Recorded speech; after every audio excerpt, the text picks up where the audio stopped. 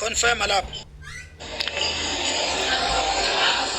confirm man ngizwa nina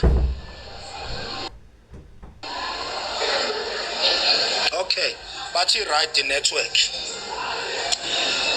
Zulu omnyama ondlela zimhlophe nina benkashane kaMenzi yaphuza umlaza ngameva nina besilo umdlokombane vukudla amadoda ngicela ukumemezela lokhu namhlanje idate umhla ka30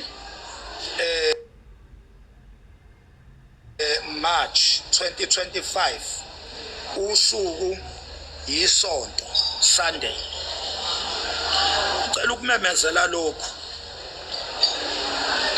bathathu abantu ongathi mina mawufuna ukungikhuza ngikhuzeke kumele uqale kubo bathathu kuphela uma ngizokhuzwa uwe labantu bengakasho lutho ukungikhuza kwakho kuyise ngoba labantu abathathu engizobasho manje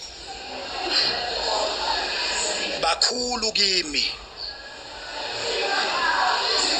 omkhulu wekumele akhuze omncane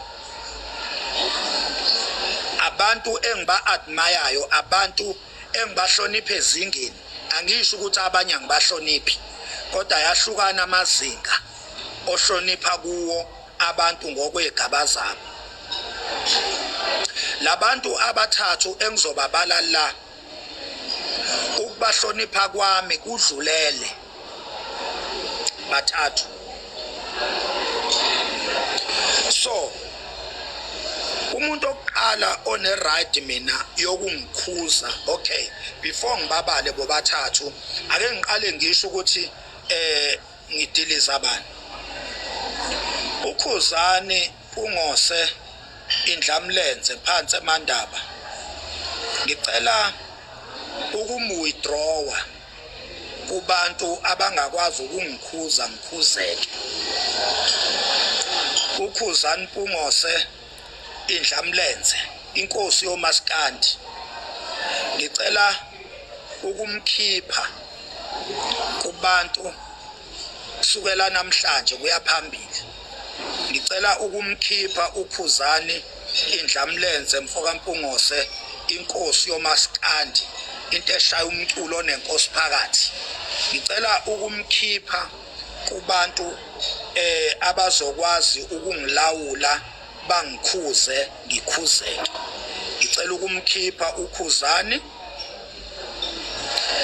akasezokwazi ukungikhuza kodwa uma ngabe ngikhulume ngaye ukhuzani kwakhona angakuthandiyo uzoba nelungelo lokuthi angithinte angikhuze egameni lakhe ngicabanga ukuthi niyangizwa ke South Africa ukhuzani indlamlenze umfoka Mpungose akasezokwazi ukungilawula angikhuze ngikhuzeke uma ngizikhulumela nje inoma ingani engikhetha ukukhuluma ngayo kodwa uma ngikhulume ngegama lakhe noma ngomsebenzi wakhe noma nganoma ingani ekuyibrand yakhe unelungelo ukhuzani lokuzi expressa unayi inamba yami uzoqhubeka ke abe nelungelo lokungifonela angikhuze maqondana negama lakhe nebrand yakhe uma ngiliphathe kabi noma uma ngiliphathe ngendlela engamjabulisi ebese kuthi ke njengamanje sengithatha ithuba ke ngimemezela abathathu abahlonishwa abanelungelo lokungikhalima ngikhalimeke abanelungelo lokungikhuza ngikhuzeke oqala umhlonishwa ozoba nelungelo lokungikhuza ngikhuzeke umntwana isilo engisihlonipha kakhulu uZonda Magwala kaZwelithini uSimakade Samakhosi uyena ozoba nelungelo lokungikhuza ngikhuzeke. Ake ngisho kanjena ke, ake ngithi umntwana isilo uSimakade Samakhosi umntwana uZonda Magwala kanye nendlunkulu, cabanga ukuthi sekuclear ke manje, umntwana uSimakade kanye nendlunkulu abangakwazi ukungilawula. Ngingathi nje ifamily kaMntwana uZonda Magwala engakwazi ukungilawula, unumber 1. Unumber 2, uKing Bhaka uzamo kwakhe umfokanzama, uyena kuphela esayidini labalaphi, esayidini labelaphi bendabuko, uyena kuphela ongakwazi ukungikhuza ngikhuzeke. uKing Bhaka uzamo kwakhe umfokanzama. Bese kuthi unumber 3 iZuma's family. Mangithi iZuma's family ngisho uZuma kanye nabaqhamuke esendeni lakhe,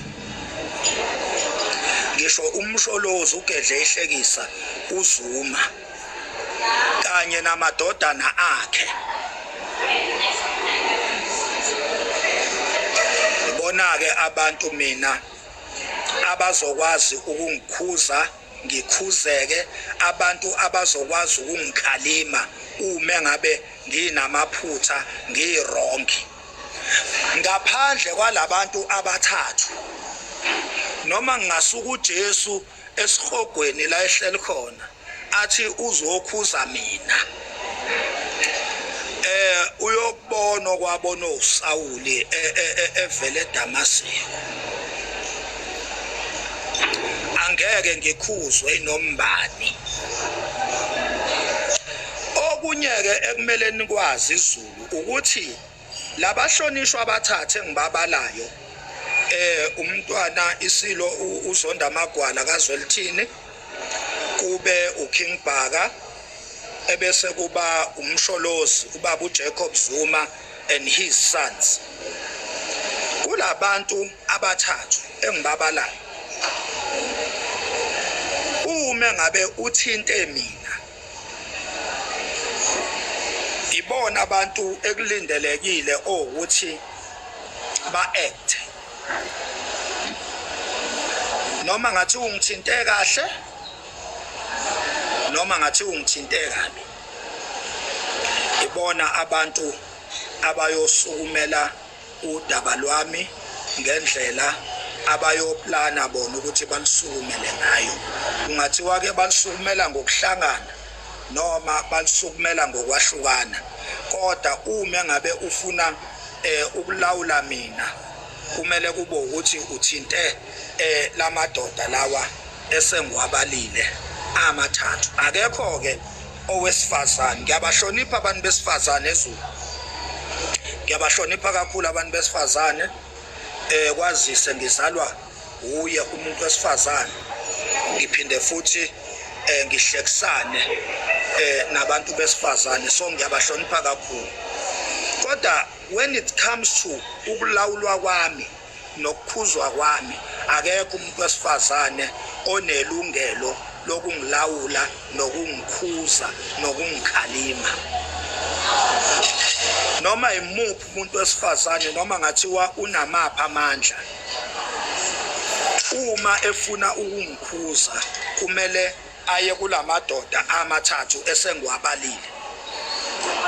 Ngiyokhuzeka ke isifiso sakhe lo muntu wesifazane sokuthi ngikhuzeke siyophumelela ngaleyo ndlela. Kodwa uma engase nje yena athi ufuna inamba yami, ufuna ukungifonela ngoba ufuna ukungikhuza, akakhohlwe, angeke nje nize ngikhuzeke.